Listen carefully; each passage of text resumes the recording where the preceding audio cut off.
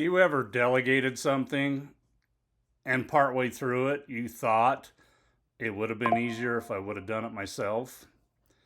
This is very common. And if you've had teenagers, you'll know exactly what I'm talking about. That as parents, we want our teenagers to learn. We want them to grow. We want them to become adults and be able to handle things.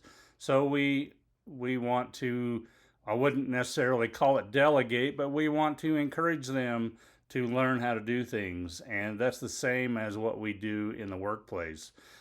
We have employees, we want them to grow, we want them to learn, and we delegate them jobs to do. But the problem that we have here is not really a broken process or a bad employee. It's just education. It's learning. It's accepting people for who they are and allowing them to grow at their pace, and us as leaders being patient enough to let that happen. So, delegation is a process, it's not an event, and it isn't something we just hand off and walk away.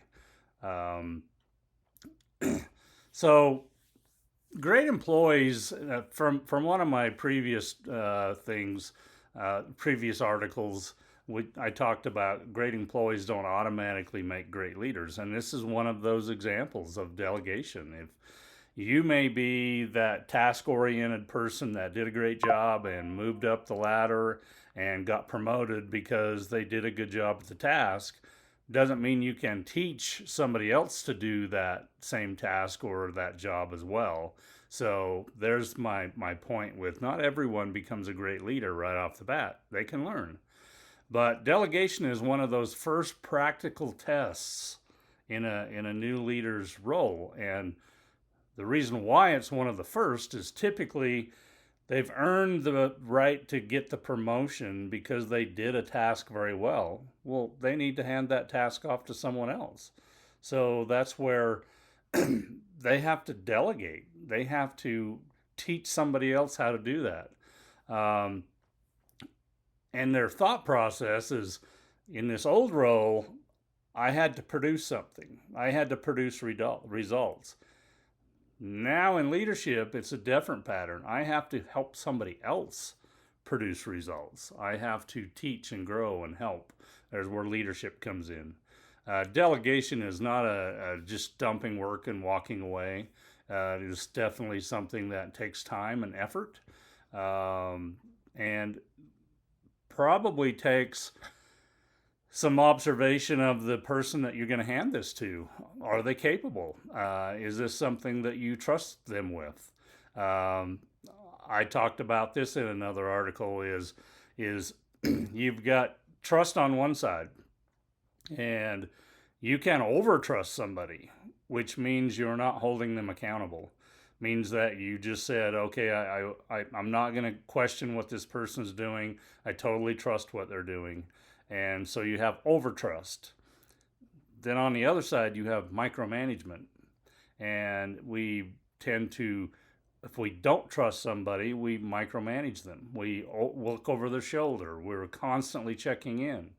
Uh, but true delegation falls in that middle of, okay, I trust this person enough to give this job to them. Now it's my job to follow up, not micromanage, but to follow up and hold them accountable to do the job. That's delegation. That's the right sweet spot that we're looking for. Um, but we don't. One thing with that happens a lot is we may have jobs to us that we've been in a role a long time and they seem somewhat easy, and we just hand those off. They're low value, can't cause a lot of problems. So that happens a lot too. Well, if we're going to have somebody move all the way into a role, we've got to work enough with them to gain enough trust to hand them all of the pieces of the puzzle, not just parts of them. But we have to look at what matters, and we have to stretch their boundaries. We have to match assignments to their readiness, not just their availability. We have to avoid choosing the same dependable high performer to do things. There, we need the team to advance, not always just one person. A good delegation distributes growth, not just workload. The other thing is getting into making sure we clarify what we're doing. Uh, we have to name the activity. What are we asking them to do? We have to clarify what the outcome needs to be. We have to ask them to repeat that back to us so that we know that they understand what we're asking. We have to explain the matters and the whys. A lot of times people learn better when they understand, why am I doing this?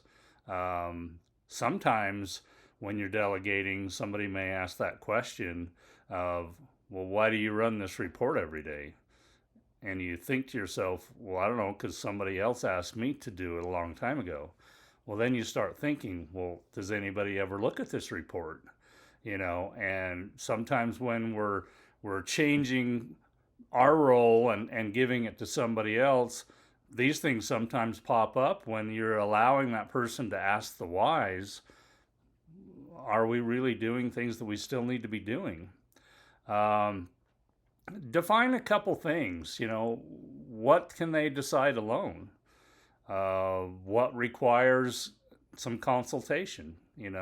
Hey, if you run into this scenario, hey, come and find me or send me an email. I want to make sure we make the right decision here. This helps them understand their boundaries and clarity of what they can and can't do and what they should ask questions about. Describe to them what the role means and what success means in that role. If that role is, I don't know, if it's cleaning up certain things within a business, well, tell them how that role should work and what the outcome every day should be. Clarify the ownership. That's the key here. Is if you want them to own it, they have to understand the whole process. We can't hold back things that maybe we don't feel like they need to know right now. Over communicate. Give them more than what they need. Get them to understand. Change matters a lot in these scenarios, and we have to implement these changes very consistently. Here's an example of something that I did at one point. I've always worked, for the most part, if you've listened to any of my videos, I've managed managers, and oftentimes things come down from the higher level within a corporate company, and you are sending out information saying, hey, this is a direction we need to move or something we need to change, and this starts to happen. Well, in the world today, we do a lot of emails, we do a lot of Teams chats, whatever digital version we have, we tend to communicate. Well, how well do we communicate in an email? I know for myself, I struggle with this a little bit. I probably, when I'm talking one-on-one with somebody, I think I'm fairly clear. I think I get a point across, and sometimes I may even repeat things to make sure they get it. But in an email, you're trying to make the email as short as possible, and you may leave things out. So an example that I had was, I felt like I was very descriptive and I created an email that had bullet points, very descriptive bullet points of what I needed the locations to do. And I sent this email out, and I told them in 2 weeks I was going to follow up and see how it was going. The first follow-up was, yeah, we're working on it. Yeah, things are going. There was a lot of generic conversation, nothing pinpointed. But at the month point is when I really went back and started asking, okay, where are we at on this bullet point? Where are we at on this bullet point? Well, I had 12 different people that I was working with. And I won't say I got 12 different answers, but I got a lot of different answers. And that made me sit back and think, is this just a problem with emails? Is this a problem with how they read it? Or am I not being very clear? And so this is an example of, as a leader, we have to look back, and we delegated a task, or we created an assignment for somebody to do. How did that come back to us? Where's the gap? What got missed? Where was that communication gap? Where was the clarity? What was missing? And so, this is a key point in when we delegate, making sure the delegation's clear, the outcome is clear, the process is clear, and allow them to ask the whys, allow them to understand, and eventually take ownership. That's the key to this. So before we go quickly out and correct an employee, we often have to look back and audit ourselves. And how was the clarity handoff? And it's the same as you're a leader and you've got other leaders that you're managing, and you're teaching them to hand off. Same thing. They may come back to you and say, yeah, I handed this work off and they did a crappy job. And maybe the first reaction is, well, maybe that employee isn't cut out to do the job. Well, maybe the first question should be, how was it communicated? Was it clear? That is a key factor in delegation, making sure that things are clear. And back to the teenagers, if you've had teenagers, different generations maybe see things differently. They look at things differently. Every individual's different. I have dealt with people with autism before, and that is another one of those things that they think differently, and we have to accept that not everybody's going to learn the way you learned, not everybody's going to follow exactly your process. I know. I grew up on a ranch, and my dad was great at teaching us and getting us to do things. But after a while, after I was a teenager age, he would always tell us the details of how he wanted something done, and I'd always say, Dad, I know how to do it. I've been doing this for years. You don't need to tell me every detail. So that's the opposite side of what I'm talking about here. Is sometimes when we finally get it, we need to let those people go and understand that they know the job. But we need to follow up. That's another piece of accountability. When we delegate something, we set clear parameters, we set some checkpoints, and we follow up. How did things go in the handoff? How is the decision-making process going? Are they learning? Those checkpoints help us build more of that trust that we're looking for. And it builds confidence in the person that's accepting the job. So follow-up should strengthen their ownership, not change it. So that follow-up, if you see points that could help them do the job better, you've got to make those points known, because that's how you build on it. You keep building on the job and getting them to understand it and taking ownership. That's how that building comes. What happens when you run into a big problem? They make a mistake. There's something wrong as you're following up your accountability side, and you find something that, hey, you're not doing this right. We can't sugarcoat those conversations, and that is also another problem that happens a lot with new leaders is not being forthright in what they're saying.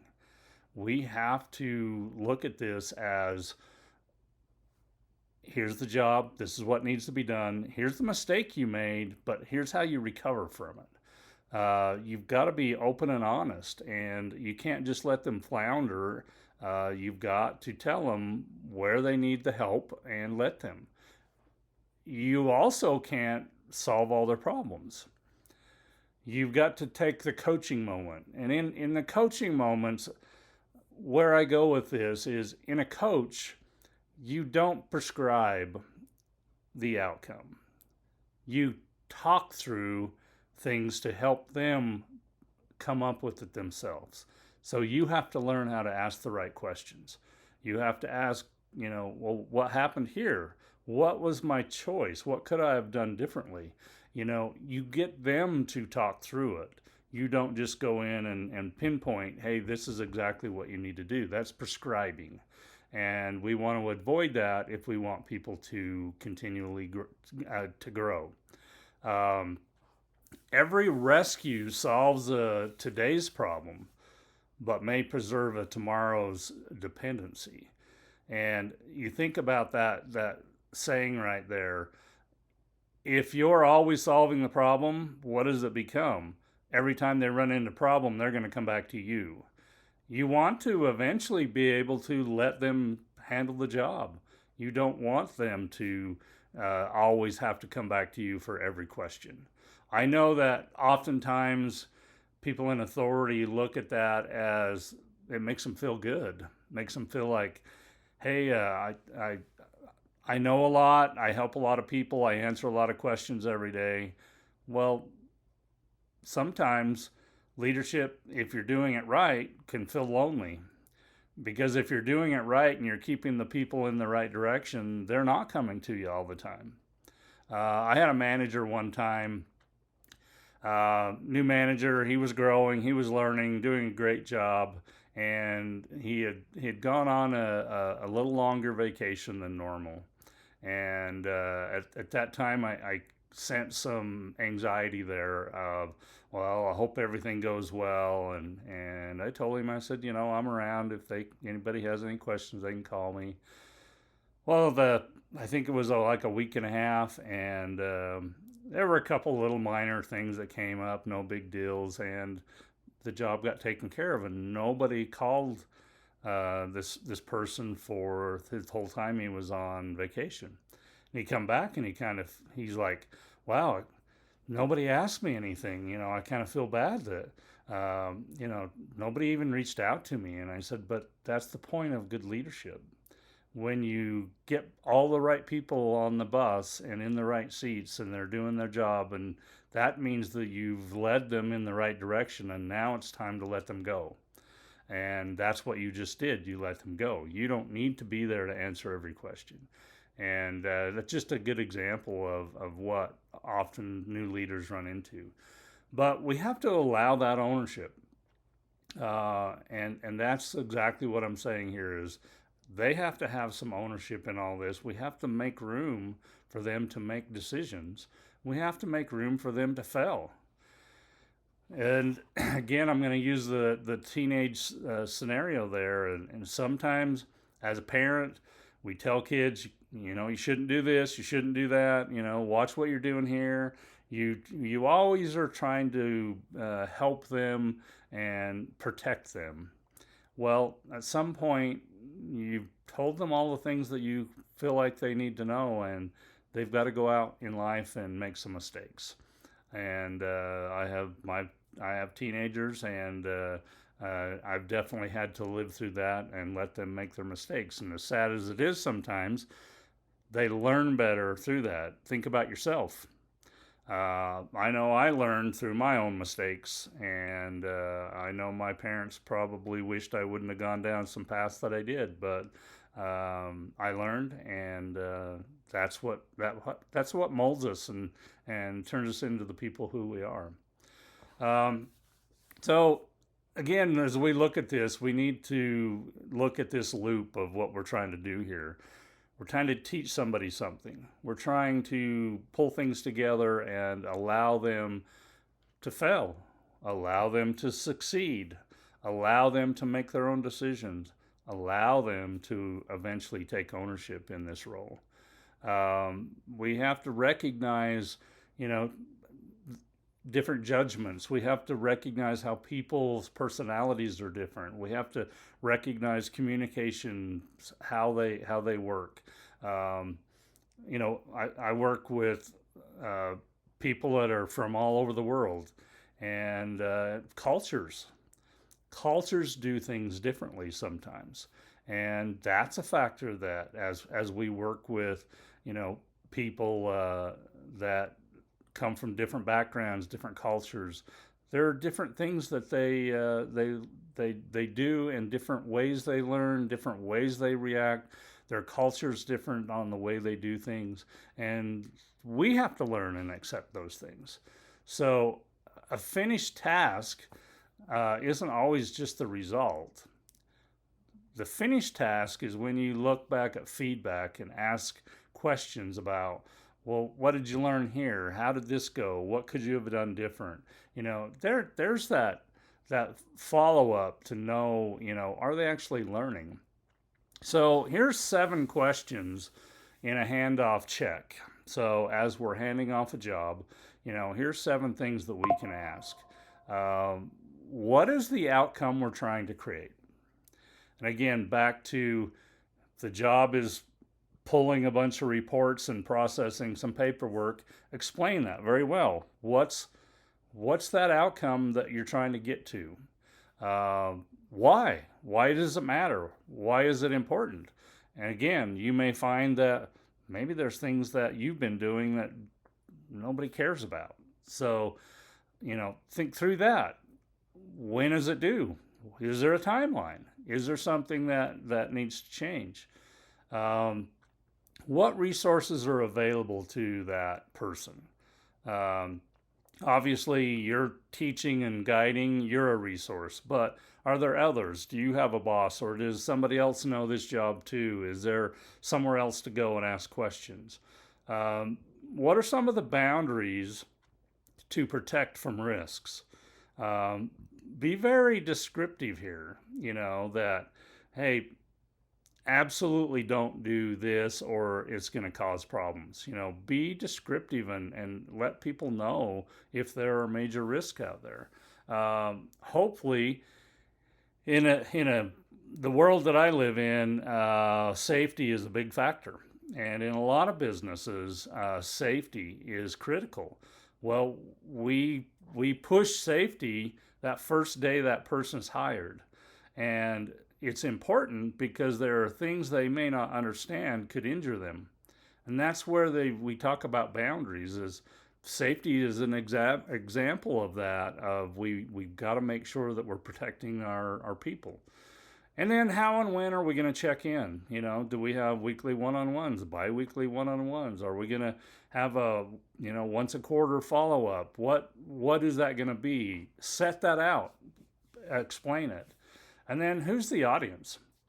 Uh, you know, do you pull another manager in and talk through this? You know, um, but if your employee can't answer these 7 questions, the delegation's not complete. And that's a good way to really look at it, is follow these questions. So in closing, we look back, we want to clarify. We want to schedule follow-up. We want to coach. We want safe learning. We want to give feedback. We want feedback back from them. So, you know, some of these, if we set the right standard, call it a standard, as we go into delegating anything, and we have this normal process, it should be a pretty clean handoff. And again, think about my trust and micromanagement, because oftentimes that's one thing that a new leader really deals with, because obviously a lot of times they don't trust anyone, and so it automatically flips over to the micromanagement side. So delegation becomes hard. I mean, I was on a call the other day and somebody said, you know, I asked a question of why aren't these people doing this step, and the leader in that scenario said, I don't trust them. Well, that's kind of a sad state, that we have a whole group of people that's not trusted to do their job. Well, that's a lack of leadership, in my opinion. We have to, as leaders, understand that shouldn't happen. maybe you've got a few that aren't following through, but your whole group, that's a problem. So these are examples of things that we need to look into. Um, Letting go is something that I haven't really talked about. And as a new manager, and you had this job, you accomplished it very well, it helped you get promoted. That's a comfort. And sometimes people don't want to let it go. And if you want to progress and move up, you have to take these milestones and let things go. You can't own everything. You can't gather all these rocks your whole life and ever plan to succeed. You have to own something, short period, hand that off, move to the next rock. You've got to look at it that way. Um, you have to invite people to question your delegation. That's another thing that somebody may ask you, well, why did you give that to so and so? He doesn't know anything, you know. Yeah, you'll get those kinds of things, but you need to be able to answer why. It's a valid question. Is it their business? No, but it's still a valid question of, have you picked the right person? And make sure that you've done your validation and know why you're doing it. Okay, on the surface, that person may not look like the right person to be in this new role, but you know what? Maybe you see something they don't, or maybe you see that this person needs to move forward and needs to do something, and so you're going to spend the time and prepare them. You'll have a reason, and you don't always have to give that reason, but you need to understand it within yourself. So as I do these mentoring moment videos, every week I come out with another one. Next week I'll have the hidden costs of micromanagement. Kind of tailors right into what we're talking about here is looking at that. So I'll leave you with this final thought. Delegation is not complete when the task leaves your desk. It is complete when ownership begins to grow in someone else. So think about that. That's the goal. When they own the task and you aren't really involved in it anymore and they're doing a good job, you've probably done very well at delegating. So again, thank you for listening, and I hope you have a great day.